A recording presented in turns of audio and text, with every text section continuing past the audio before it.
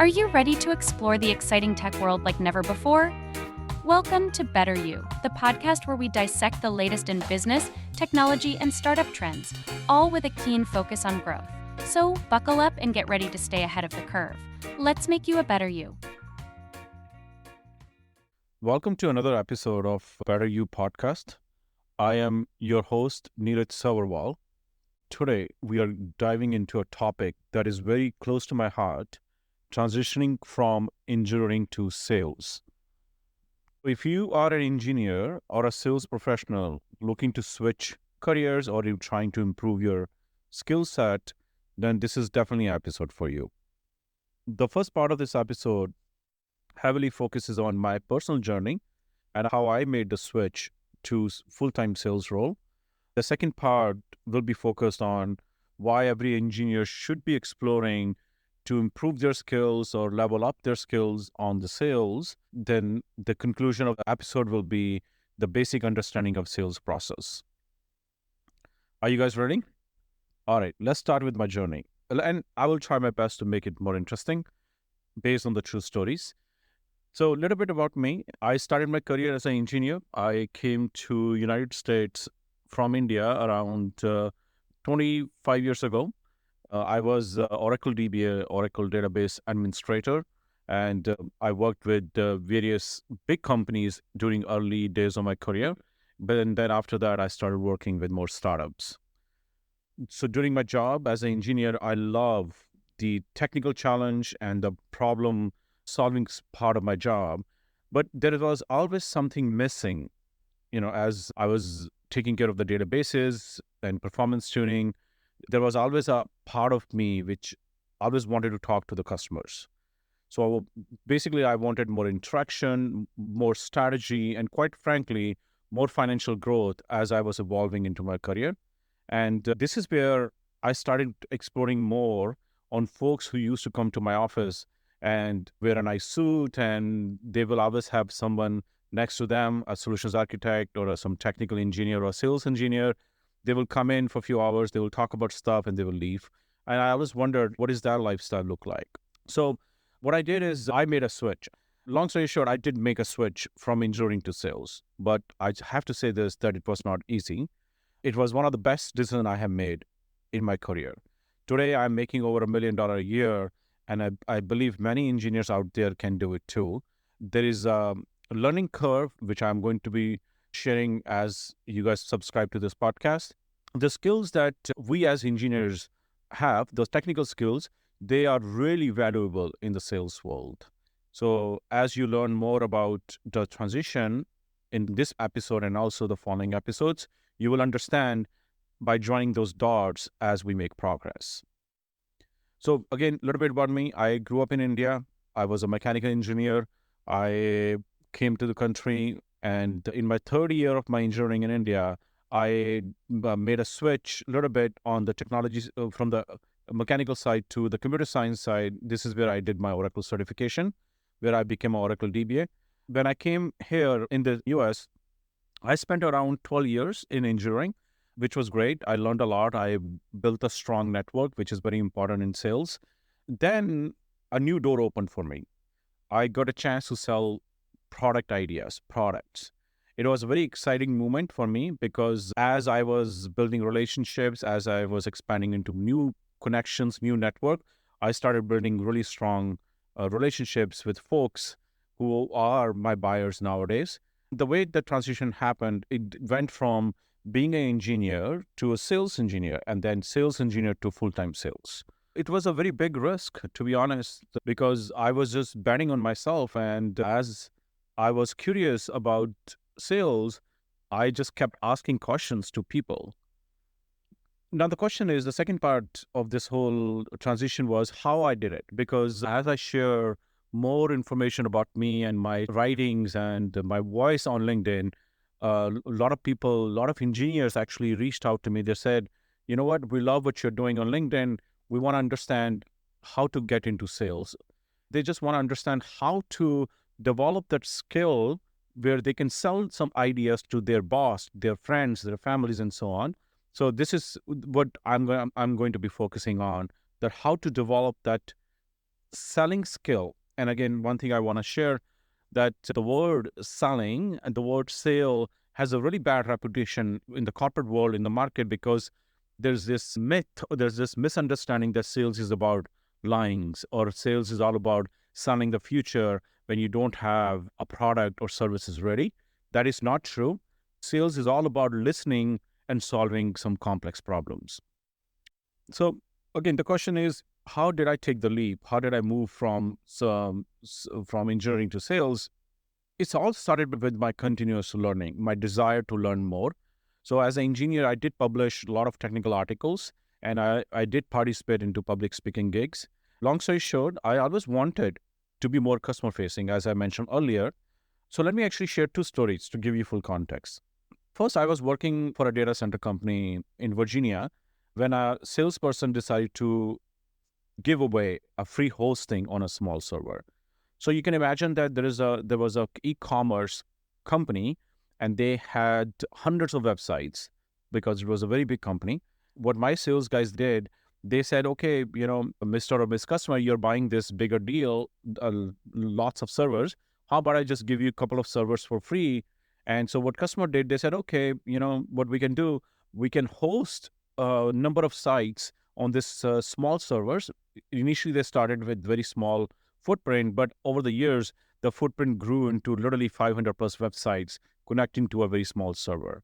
And as a DBA, I was responsible for managing the databases and the health of those databases. Then I noticed that as this customer started sending out promotions for their websites, for their products, my database server will crash. So as I started troubleshooting more and more, I realized that the number of sites, the volume of the traffic was not built for that tiny server.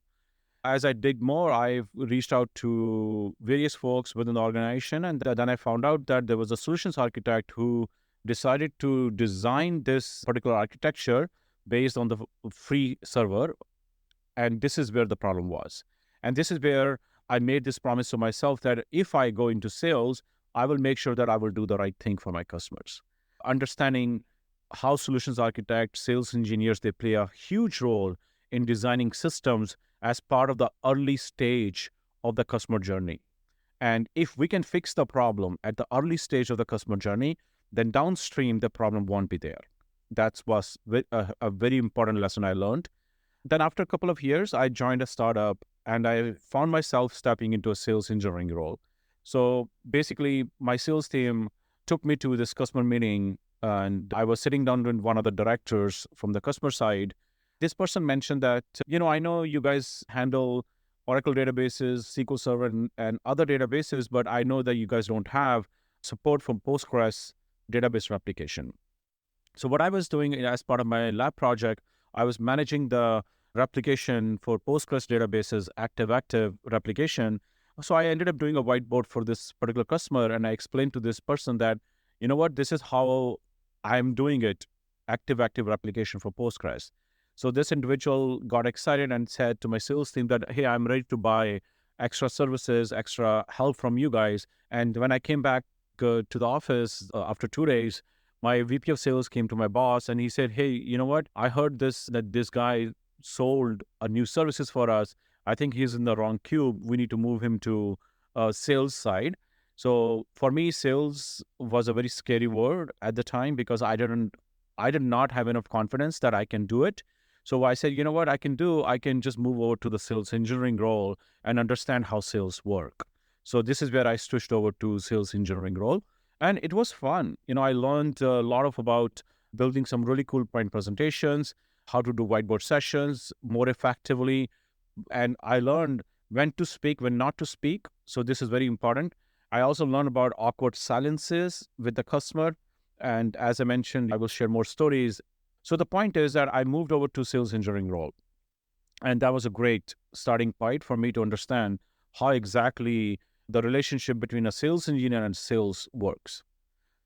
Then after a couple of years, I joined another early stage startup, and this is where I moved into full-time sales role. I was a little scared because I didn't know how it was going to work for me. Now in sales engineering role, to just give you context, you're not responsible for meeting or closing the revenue. you are responsible to help your sales team to close the revenue. But in full-time sales role, you are 100% responsible to close the revenue. Revenue, you can imagine as an engineer, is more like delivering your products by writing code or committing more code. And this is where I took the leap and I moved over full-time sales by carrying a quota. So basically, you're accountable for revenue for the company. Now you have to figure out how to reach out to more folks, how to build your sales pipeline. As I transition over to sales processes, I will explain very soon what does it mean to build the sales pipeline. But just to close on that third part of the story, as I moved over to full-time sales role, I found mentors. And these mentors, they were not people. They were in the form of YouTube videos, books, online courses. So, for example, I found multiple mentors through books like Never Split the Difference by Chris Voss and The 3-Minute Rule by Brandt were invaluable. I learned a lot from those people. And there's also an influencer on LinkedIn. His name is Josh Brown. I watched his LinkedIn post, and that helped me a lot to understand how to do sales without sounding aggressive and also by staying detached. And I promise that as you join me on this journey, I will explain more about these keywords by sharing more stories. Now, let's talk about the next part of this podcast. So question is, why every engineer should learn to sell? So, everybody has their own personal goals as part of their personal development and professional development. But at the macro level, as I have talked to many engineers, what I understood that there are 4 or 5 different goals every human being or as an engineer is carrying. So number one goal, which always comes up during my conversation, is the financial growth.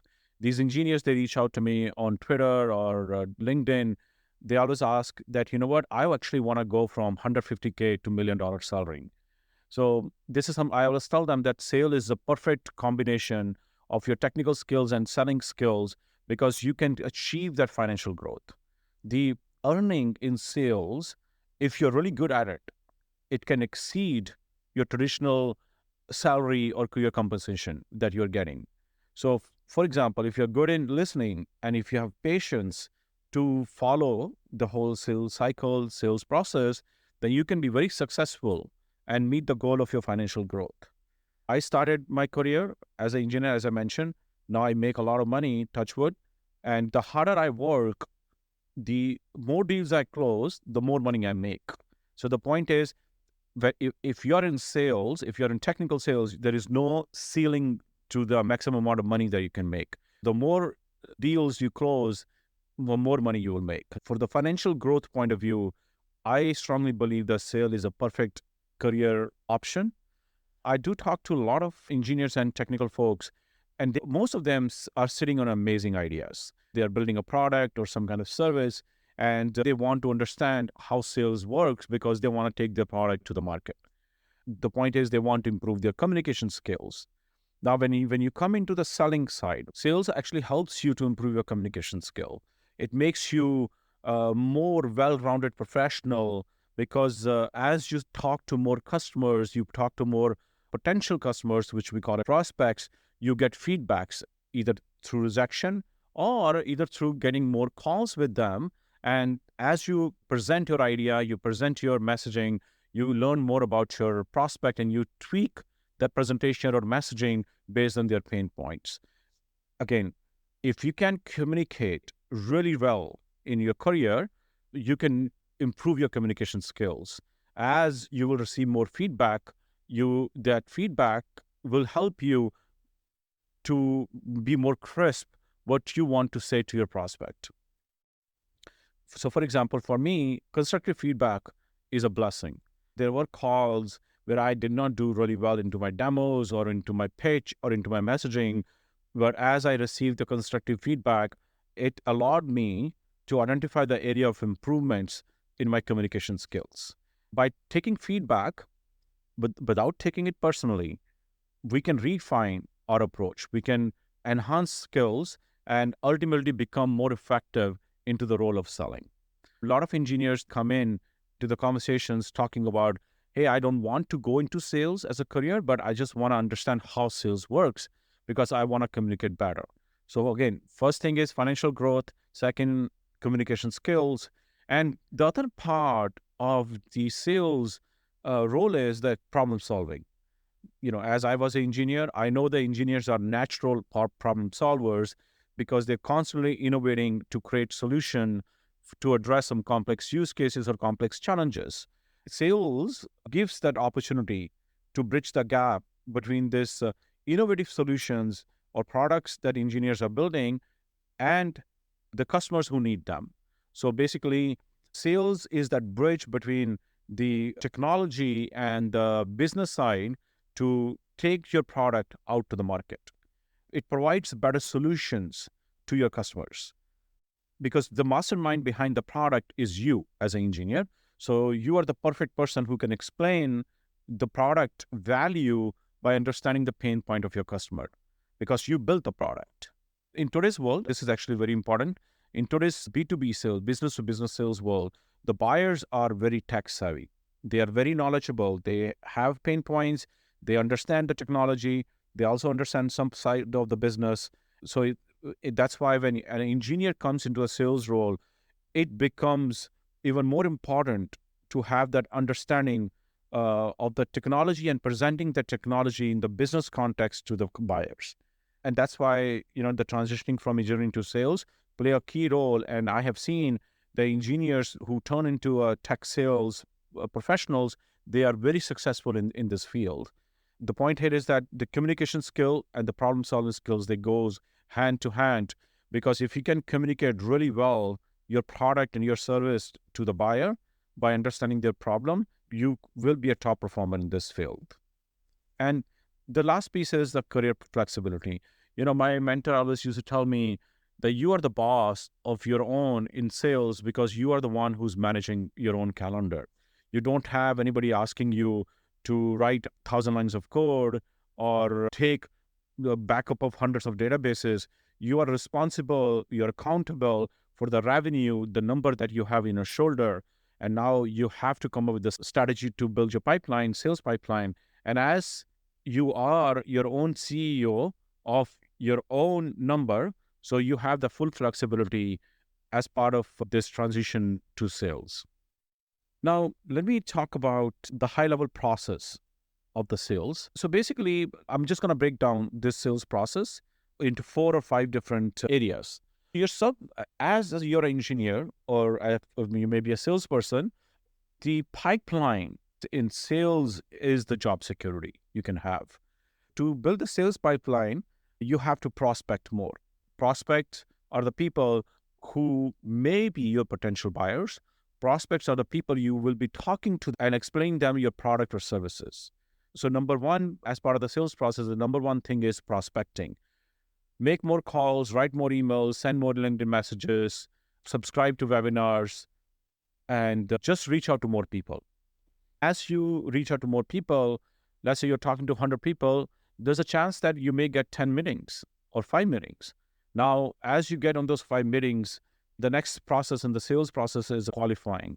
You talk to those 5 people who are giving you the meetings. First, listen to their problem statement. You listen to their needs. And then based on that, you qualify those opportunities by explaining your product and services and see if there's a match between their need and your solution or product that you're providing. And during this process, it can be whole podcast itself, but I'm just want to highlight that during this conversation of qualifying, you're going to understand whether there's a budget or they have the authority to buy, or whether the solution that you're providing meets their need or not. And during this process, try to ask more open-ended questions so that you have a follow-up as part of the next conversation. This is very, very important. So basically, if you're on the call with me and if you're explaining me a solution, let's say there is no fit, don't let the conversation go away that, okay, see you next time. Have that connection built with this individual and then stay in touch. And now let's say you find a qualified buyer. The next step is doing a proof of concept or proof of value or some kind of pilot or some kind of evaluation. You showcase your product, do some demos, and give them access to your trial account. watch more demos and more videos with you, or engage your solutions architect team. Basically, help your prospect to evaluate your product or services. The next piece is all about pricing negotiation and going through the whole procurement process, signing the contract. There's a high probability that there may be some objections from some other people in the organization.